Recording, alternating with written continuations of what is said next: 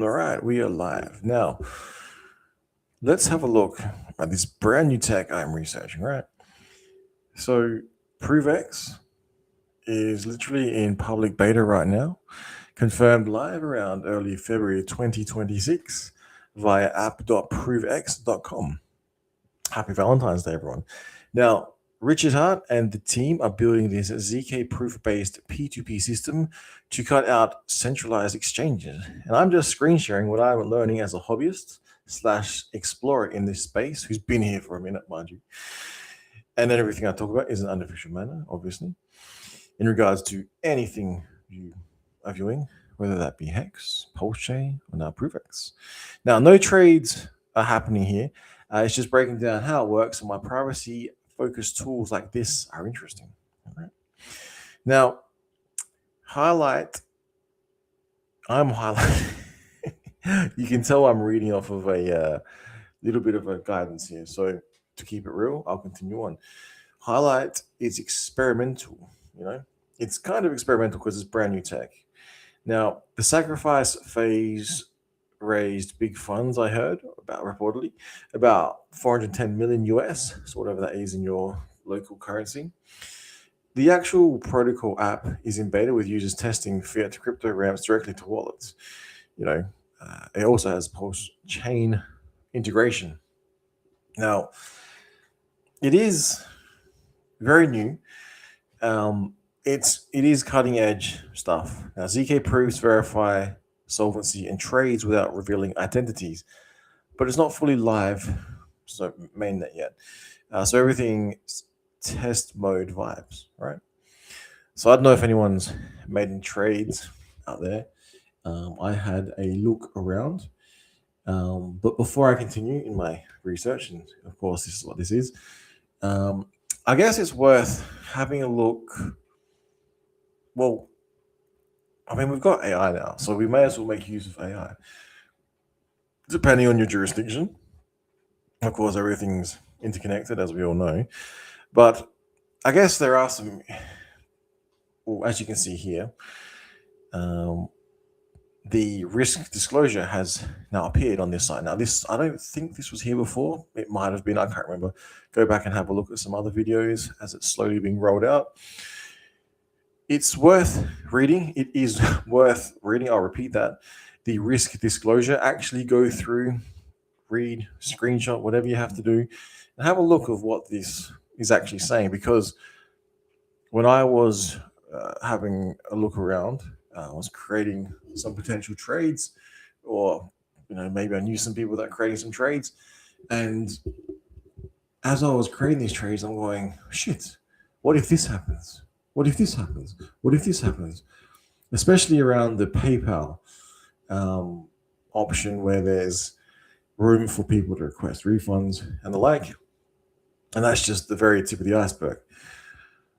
So we'll pause here and that's coming up good. So you can have a look at the different headings. We've got trustless and permissionless system. Errors will result in loss of funds, beta status risks, smart contract and protocol risks, cryptocurrency volatility, infrastructure and privacy, no warranties or liability, tax and legal compliance. So do I understand? I have read this, and I'm literally clicking, I accept the risks, okay? Now we can see here, if you have a look on screen, you can buy P2P, if I'm understanding correctly, and you can sell, and you can burn. Burn coming soon. Buy is whatever this address is. It looks like you can change between various currencies. Here in Australia, we use Australian dollars, and it looks like there's Revolt. There is also Wise, and there is also PayPal. Now, everyone's probably seen this. Maybe you've played around a little bit. Before, though, there was not much volatility at all. There was not much liquidity. I'm not even sure if it's called liquidity at this point, but it was basically saying there was no one providing $1 worth of PayPal, There was no one through wires. There was no deposits within this amount range through a vault, and no, surprisingly, with in this range amount for PayPal either. Okay, interesting. Now, I conducted, or I may have conducted, or someone may have conducted some 8 days ago. Holy shit! Basically, what I saw, some risks were the ID number and the hit rate. So the hit rate was interesting. It basically said that someone was interested in potentially conducting a peer-to-peer trade as per I guess the terms and conditions or the terms of the site using the new tech. So I thought I'd research, have a look as a little personal hobby, to have a look around. It's not like I'm conducting a business where I'm offering the exchange because I'm, this is my entire site. I'm the exchange. Like, no, bro. I'm just looking around, making some little trades, trying to see if they work, see if there's any errors, see if anything weird happens. And of course, maybe the amount was too large, but the initial setup wasn't too bad. You have a look in, you deposit in money into a wallet, whatever, and then you are able to offer, I guess, on the market so other people can see these trades, and they're able to then, I guess, apply and say, yes, I would like to send you, stranger on the internet who I have no idea your background, your history, where this money came from, where this crypto came from. I would like to trade with you. Do you want to trade? Right? I guess somewhat anonymously, because remember, when you conduct this trade, when you ever sell onto a different exchange, that being PayPal, Revolt, or Wise, I was about to say, when you sell your cryptocurrency on a heavily regulated centralized exchange, you'll be picked up there. If there's anything picking whatever I'm talking about up, I don't even know. But what I'm just realizing now is basically you're not bypassing that system, but you will have a personal like PayPal account, or you will have a personal Wise account, or you will have a personal Revolt account tied to your name. And so when the money lands in your lap, you'll be like, oh, where'd this come from? Like if you were, I guess, monitoring that, that's what the questions, you'd be flagged or whatever. So that's why I think it's important to go through these other points. But that's what I'll do next. Guess going back to the actual trade here. I think someone tried to trade less than the amount. So an amount appeared in the account, so I heard reportedly, and then it wasn't the whole amount. I'm like, this is strange. What do you do? So then I was extremely gracious. Gracious? I'm not sure that's the word, but I was very honest and did what I said I was going to do, whereby if someone doesn't send me the correct amount of money, I will not send them the cryptocurrency, vice versa. And if someone does send me money, I will send it back to them if it's not the correct amount. I thought that's the gentlemanly thing to do. You don't want to steal people's money, especially in such small amounts. It makes no sense. Plus, you know where the money's coming from. That's a whole nother rabbit hole to go down. So that was pretty interesting. That played out. I thought it was going to be a smooth operation, and it wasn't. No trades went through. But it did show me that these sort of things can happen. So there can be people not trying to scam or whatever, but they might not send. Maybe they select some weak ass currency and they put in whatever they think it's worth versus the US dollar, not realizing the exchange rate, causing fluctuations in the amount of deposits. So maybe they transfer like 25, whatever, doesn't quite equal 25 US dollars. Could be an issue. Maybe it's a language barrier. Maybe it's directly trying to scam, because interestingly enough, as you can see here, there was two trades. So one came through saying $25 USDC, about $1.03, I think it was set at from memory. And then not long after, this weird trade happened right near when it expired for an amount, I think it was about $5 USDC. It was almost like the person or whatever was behind it was trying to test to see if you would actually click the option here. Although these aren't live, so you can't see. You can see the link where they were created. If you have a look, they are and do exist on chain where you transfer cryptocurrency in and out. It's quite interesting to see. But you can actually, I think it's the approve. You have to go back and check my other video. I had like about 4 options, one of which was link, one of which was, actually send the money from, is it release it from escrow into the other person's wallet, which from that point, there's no returning unless the other person feels like sending you money, which if the intent was to try and steal your money, I don't think they're going to do. So you have to be careful of that. So that was an interesting little bit of research. Now, moving on. So that was the sell side. I have not yet tried the buy side, or this account has not yet tried the buy side or whatever. And coming soon is Burn. So I'm guessing a token could be potentially coming soon. I have no idea. I know as much as you. I'm kind enough to stream it though. Now we'll see if there's anyone in chat. Hopefully this is actually coming through and the audio is okay. All right, that's all right. Now, what I think is worth talking about after going through Grok, it is that basically it's important to stress that the trades are basically sort of personal hobby level, right? Cryptocurrency enthusiast. I'm just swapping some of my own holdings occasionally for personal reasons.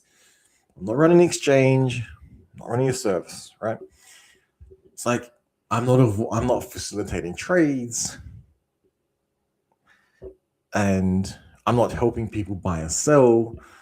And showing these videos is not doing that. I'm just talking about things I enjoy talking about, and it's not my service at all. No way, bro. Or anything implying, I'm arranging matching for others. Like, hell no. I am literally researching what this stuff does and how it works. Now, I guess it's worth mentioning that I'll probably only do this in small amounts, a few times a year for my own portfolio management. And it's worth mentioning here why this matters. Now, basically, if you have a look from March 31st, funnily enough, 2026 here in Australia, and fully rolling out by mid-2026, give or take, Australia's AusTrack expanded its VASP rules. So I guess it's probably worth looking at this, talking to people who understand this a bit better. Maybe I'll have a look around myself. Not that I'm a crypto lawyer or anything like that. But, VASP rules capture people who make arrangements for P2P virtual asset exchanges if it has geographical link to Australia, right? So purely private, infrequent person-to-person deals generally stay outside of that. But patterns or volume can tip it into regulatory territory. So purely private, infrequent person-to-person deals generally stay outside that. But patterns or volume can tip into regulated territory. So let's imagine someone sends a gazillion dollars through from North Korea or some heavily sanctioned shithole country. You might just you be thinking, A, how much am I going to be able to buy of this? B, how much am I going to sell of this? And then you'll be like, hang on, what is it that I am doing here? That's why it's worth looking into this sort of stuff. Now, I guess the second one, this point here, is to me more straightforward. Again, not legal, financial, any advice of any sort, purely having a look at some stuff that I like talking about. Like my favorite sport team. This is my favorite crypto, and then my favorite crypto has this amazing new tech in existence, and I'm trying to figure out how it all works.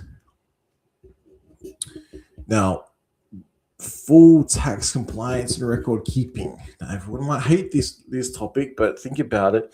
I don't think if you're a bazillionaire, you want authorities up your wazoo, in my opinion.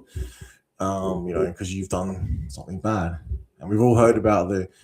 You can imagine how amazing AI is, and how efficient it can be, and imagine in the future something flagging something, and we'll go down the imaginable horribles of what the Matrix would actually do to everyday law-abiding cryptocurrency enthusiasts who do things that were illegal, but then later on it becomes illegal, and you're like, hang on, when did that happen? Like, imagine if, for instance, they ban your free speech, and then what happens? Anyway, side topic. Now we have here the the basics about treating every disposal, sale, swap, trade, capital gain event, reporting it properly to wherever you have to report it. Now, the brilliant thing about the blockchain is it's all on there. It's there forever. It's not anonymous. I don't know why people think it is. Now, I like to track every transaction with wallet hashes, dates, values, using tools, whatever you pick, and reporting all gains, losses on the tax returns. No exceptions, right? So you can use AI as mentioned here, coin tracking or Coinly. There's another one that was crypto tax calculator, whatever they are now. And there's probably a few others. I think Coinbase itself actually, and other exchanges actually linked to, various platforms which they may or may not use. Again, the reason I find this, so going back to ProveX, the reason I find this so interesting is to see how this all looks on chain. Now, mention the 50% capital discount. There's this thing here in Australia. If you hold for more than 12 months, trader, business-like activity, etc., and this is high volume professional, you can actually do it. So anyway, have a look into that.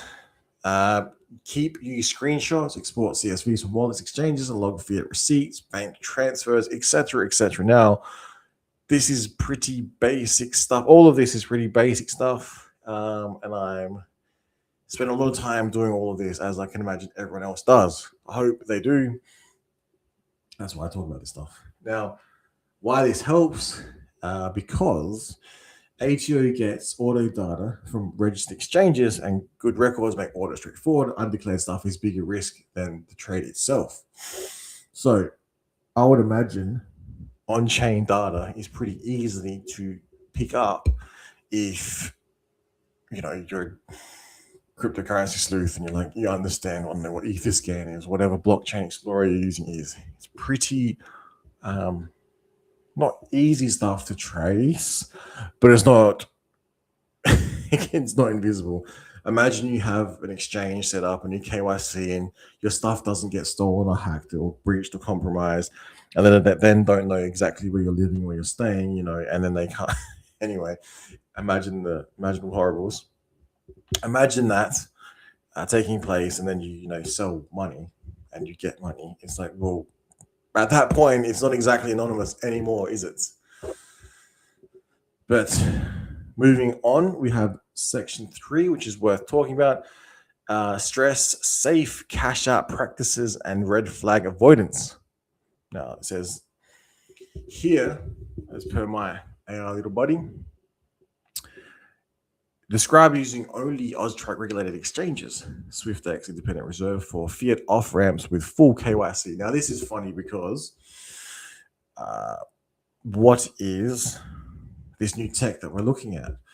It's like, so you would what? You would then move your fiat that's paid into your account into an exchange, and then after moving from the exchange to your wallet, like your bank account. I'm not keeping up with AI's logic here, but it says, I sell small portions over time to my verified bank account, never structured to dodge thresholds and avoid mixers, tumblers entirely, right? Because I could imagine that would cause issues. Now, checking incoming crypto. as well as getting the odd just I don't know what you call it, rat poison squared in your wallet. I always scan for new inflows on Explorers for mixer links or suspicious history before accepting. I actually don't know how to do that. I would have to look into that. And how would you define that? I find it interesting. It talks about this. Now, limit per trade size. It's like example, well under $10,000 Australian equivalent to stay below automatic reporting triggers. So maybe, for instance, if you were to transfer more than that into your PayPal account from God knows where, God knows how, maybe that would be some sort of flag if you didn't scan for weird mixers or suspicious history, maybe some tainted cryptocurrency floating around. And then it's weird because, people could also claim that cryptocurrency is suspicious and it's not. I remember people saying HEX is, or you've touched HEX before, I've heard, and that's been enough to be claimed as tainted in some way, shape, or form, which is just lack of understanding in the entire cryptocurrency space. Hence when people talk about this stuff. Now, banks and exchanges flag patterns like rapid in or out, or many small fiat inflows from unknowns. Now, clean paths reduce pickup risk. Okay. So that's some other topics to talk about. Now, we've got cover counterparty risks and due diligence. Now, okay, so I only deal with people who seem legit, use escrow if possible, and reject anything that feels off, e.g., premium prices, rush large buyers, request to use privacy tools. Now, the funny thing is, when you send money via PayPal, you can look up people's address, etc. You can then look them up on Facebook, LinkedIn, or other sources. So you might have to perform or conduct some sort of research to see who it is you're dealing with. Maybe a name pops up, maybe some screenshots pop up. Whether or not they're real or not, how do you know? And then also in the ProveX context, the ZK proofs help verify solvency without doxing, which is great for trust. Now I need to look at this part further myself, but I still treat it as P2P. No assumptions of zero risk. Okay. If discussing publicly, right? If discussing publicly, why would someone be crazy enough to talk about something they like publicly? Because everyone's too scared to talk about this stuff because of free speech is slowly being killed and murdered in every society.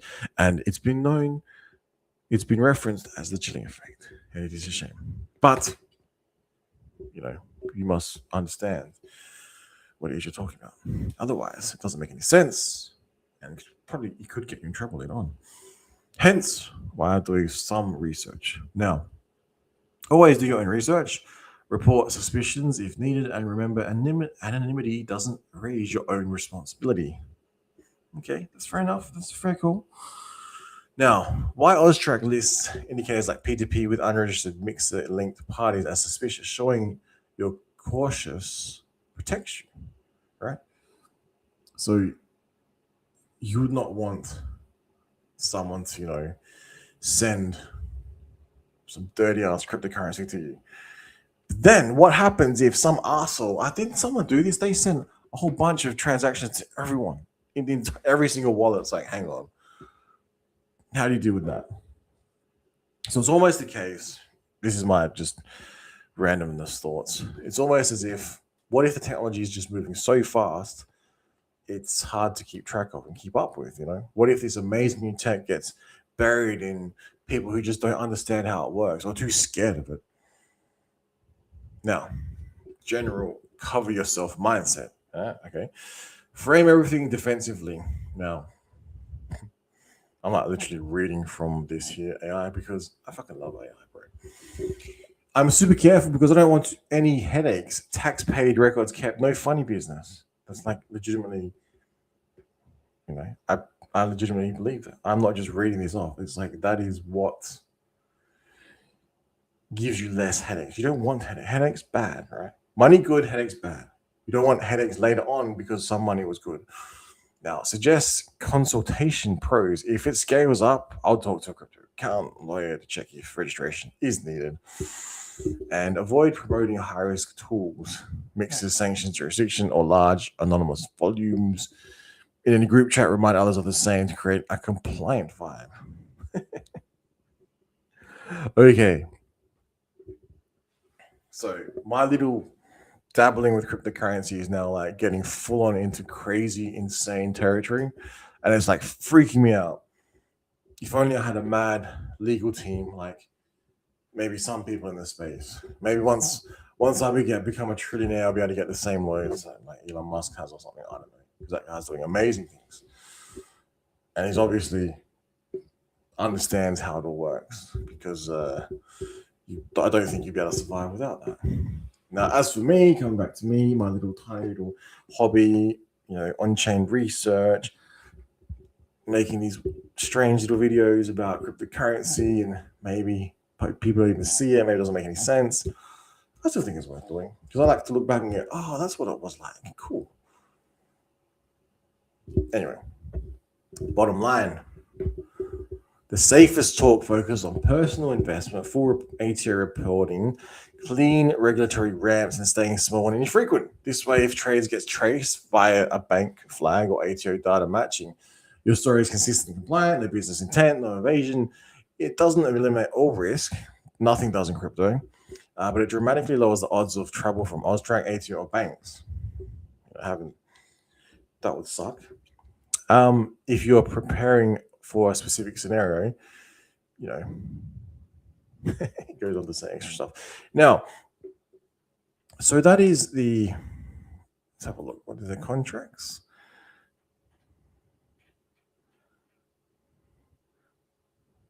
See, I don't even know. I don't know if you can see. I don't even know what how these work. So it would be interesting to see how these work.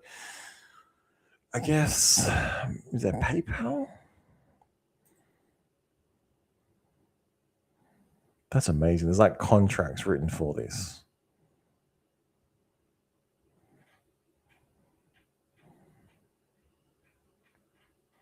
That's very cool. And it's all written like it's running on the blockchain on Pulse chain, right? So should this sort of thing take off, it would be very beneficial for Pulse chain as a whole. So again, hit rate was interesting, worth looking at. Whether or not it went through, depositor, etc. Retain on empty. So it looks like you can leave it, refill it. Again, minimum, maximum. I'm not sure how you go with filling out. So if you do like $2 or $3 and someone wants $1, you can sell that $1. I believe you can, but I'm not sure how to do it yet without, releasing the whole amount. Maybe that matches up with the small amount. Would have been interesting to see. The only thing is I didn't want to risk in my research losing all my 25 cryptocurrency dollars if it was mine to start off with, because where does the blockchain live, etc. Now, moving on, we have this here. So I basically covered over some of the tech I'm having a look at. It's extremely new. There is like not much activity going on. As you can see, the numbers, deposits. Maybe I should like clip this, a particular screenshot, and then make like an NFT out of it or something, and then sell that. Make a new market. Now, so we've gone through some of the safety, some of the points we looked at with like compliance and key safety things. The personal versus business angle. Again, I'm only looking at this for my own portfolio curiosity. Occasionally, small scale stuff. If I ever use it down the line, obviously anyone else, no service here, right? And tax and records. Every crypto disposal is a capital gains tax event in Australia, and so I'll track everything: taxation hashes, $80 amount, values, tools like crypto tax calculators, etc. Literally pulling data from the blockchain, which is amazing. For reporting to ATO, no shortcuts. Now, fiat on and off ramps in beta. Then with the app, that's what I'm doing, right? Shows how it works. crypto. So how does it work? Let's break that down. Wallet, connect app, connect to wallet, sign, then sign the contract, run contract function, and then you decide if you actually send the contract function. If not, nothing happens. Parallel to that, the opposite takes place. Engage a contract, sign contract, agree to contract. Instead of sending cryptocurrency, one would send dirty fiat via the method that they have selected through the contract that the person was asking for personal curiosity, small scale stuff. And then once it's proven and it matches up, to me, person sends, person receives fiat, and then this is where I think about it. Fiat would then come from known person to another person who's now known, and all of that money is now, as money can be, tracked, traced, just like cryptocurrency. But I'm not sure if it's worse. Is it worse? Is this worse than money? Like, I hope it's not. Now, this is why it's like brand new tech. It's worth having a look into. It runs on Pulse Chain, and if it actually does get some traction, it's going to be pretty interesting to see how the whole monetary system reacts to this. Because, especially if there's a token based on it, which could go up, which could make things like Pulse Chain go up, ProveX, HEX, IT, etc., etc. But again, that's just all my own thoughts. Now, red flag avoidances, we see this here. We see, check inflows, clean history, no mixes. Oof, hard to say. Reject sketchy offers, keep volumes tiny, frequent to say purely personal. Risk disclaimer, this is high risk experimental tech. Beta means bug, volatility, potential changes. Do your own research on financial advice. Just sharing research, people. Just sharing research. Sometimes I don't know why. But yeah, interesting stuff. Now we've got screen share, which I'm doing now, crazily. Avoid any live wallet connects, actual buy, sells, or sharing personal details. Keep it read-only research, man. Now, when you click sell, though, the funny thing is, when you engage in this, it says send the address. Sorry, not send the address. Send the money to this, and it reveals your PayPal account or your Wise or your whatever account. It's not completely anonymous there, is it, people? and so that in itself is obviously obvious that it's not anonymous at that point. So that's one thing worth noting. If you want to be super anon on the internet, interwebs, using something like PayPal or your Wise or your whatever else, it's not exactly going to happen because you and the other person will know each other's details, I would say. Now, what else? So, if this ever scales, or I ever use it more seriously, maybe in the future, maybe I'll consult a crypto account lawyer first to confirm the registration needed under upcoming OzTrack VASP rules, expanding in 2026 of all things, Right now, it's just fascinating new tech worth watching. Privacy in crypto without centralized trust could be huge. But yeah, that's about it. That is about it. We're entering into very serious territory. It's very, very interesting. Like I said, just having a look around as a cryptocurrency enthusiast, presenting what I find. I mean, it's already crazy enough that I'll share this screen. It's already crazy enough that there's a whole new blockchain, Pulse Chain, completely community driven, still around, not going anywhere. And what else? Like HEX still operates flawlessly. Bitcoin's still around. Ethereum's still around. All this other stuff is still around. It's not going anywhere. So as long as people do the right thing, should be okay. But then, of course, the first trade I heard about failed. He just got butchered. I'm like, oh my God, this could be a nightmare. And then I'm reading this other stuff, very interesting stuff, very interesting. The whole, was it Oztrack VASP? Oh my God. It's like getting full on crazy.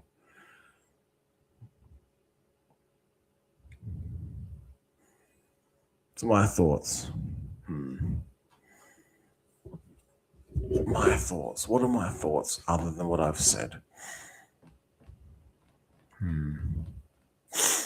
It's just not fun anymore.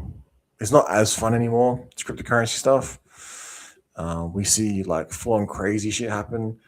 Like, what didn't Richard Hart beat the SEC because like SEC was going a bit like insane? It's like, what if this thing, ProveX, is another beast, an absolute beast, and then what happens then? It gets mad traction, heaps people hear about it. Maybe it tests the whole entire financial system's foundation. People aren't gonna like that, man. In the existing system, they're gonna hate that, aren't they? What if maybe though they just never hear about it, and they just see some transactions here and then go, "What the fuck is this?" And they just look on Jenga and they're just scratching their head. It's possible, right? Or they look into it and go, "Wow, this is amazing. How does it work? Oh my God, it actually is amazing." Right? And then they figure out, but then they might. Would they copy? I'm not sure they can copy. I'm not sure anyone can copy HEX. Maybe that'll be beneficial for the entire system. Like they realize how good it is and they jump on board. Oh shit, look what we found. I don't know, people. But that's what I have found. I have found it very interesting thus far. I can see the point to I roughly see how it works. I would like to do a sell practice and then a buy practice. So did I do a sell practice? I did a sell practice. I'm just like talking to myself here. Did a sell practice, believe it failed. Interesting things happened. Maybe try, like I said, with very small amounts. Maybe I'll try a buy practice and see if it works. It's like now it's scaring me as I say. I'm like, oh, am I even allowed to use this? Oh, am I allowed to run code on my computer? Oh, all of a sudden, yeah, that's like, where does the blockchain exist? Like, how does this person have jurisdiction over this? And all this sort of shit comes up, right? Like, so the tech is just moving that fast. Beyond my pay grade, people. I am just a humble, self-employed gig economy worker who happens to dabble in cryptocurrency, who hopes one day I can escape the matrix truly and never have to worry about this stuff. But then when you escape the matrix, that's when this stuff it's probably going to come back and bite you in the ass. That's why you're going to make sure all your shit's covered and compliant, to make sure you're not doing anything wrong. Double, triple check. Now, I think I'll close here. I want to ramble on for a little bit, but there's not too much else happening in the world, in the sky, on the internet. I laugh because there's just so much happening. And among it all, this is just getting buried in the background, the whole ProveX thing. I'm like, oh my God. I'm pretty sure I'm going to wake up one day. HEX is going to be like $1. Publishing is going to be going through insane. Publishing is going to be ripping hard. INC is going to be crazy. ProveX will most likely be out at some point in time. And I don't even know what this thing is. This new tech, like, is it even peer-to-peer? Like running contracts, engaging with a contract after writing a contract, after signing a contract is, let's break it down. Let's break it down in my head. Okay, let me think. So there's all these different contracts, right? And you're creating the contract and you're sending the cryptocurrency into like an escrow, right? So you're sending your cryptocurrency, which is controlled by what the wallet and the keys, which is like digits and data on the internet. And it's like, where does it exist? Who controls this? Okay, if you have access to it, what if someone else has access to it? Is it really yours? That aside, and then you putting it into escrow on through a contract, and then you're deciding through proof to release it. Like, that's pretty impressive. Instead of just like what blindly, calling someone up, like, send it to me, bro. Send, and then receive. Now it's like put it into contract, trusted contract. Someone has access to the contract. They decide to do as the contract says. Hopefully, it'll be trustless. But like, human error obviously is going to exist, because as I've seen already, for whatever reason, people don't want to engage in numbers that match the numbers on the screen. And then the option is, and then the risk is, etc., etc. So this could be. So the other option is you send your, as I said before, cryptocurrency. Who controls it? Where does it live? Goes into a KYC exchange, and then. But see, that's the thing. You can't get someone else to send you cryptocurrency, and then you get the cryptocurrency, then you send it to the exchange, and then send the exchange to someone else. It's like, hang on, it doesn't work like that, right?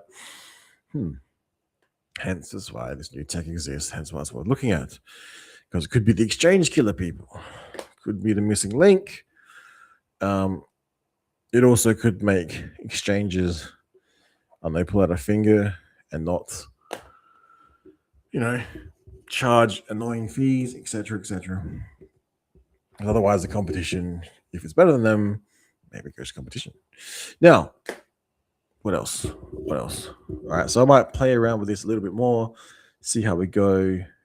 Maybe give you guys an update in about a week, maybe 2, if I get around to it. Like I said, been a little bit busy in the real world, actually doing stuff. Money is just digits, people. Don't get too concerned. What else? I think this has been live as well. So thank you for tuning in, if anyone has. And if you catch it on the replay, maybe ask Grok. See what Grok has to say. See if think. Now, free speech, signing out.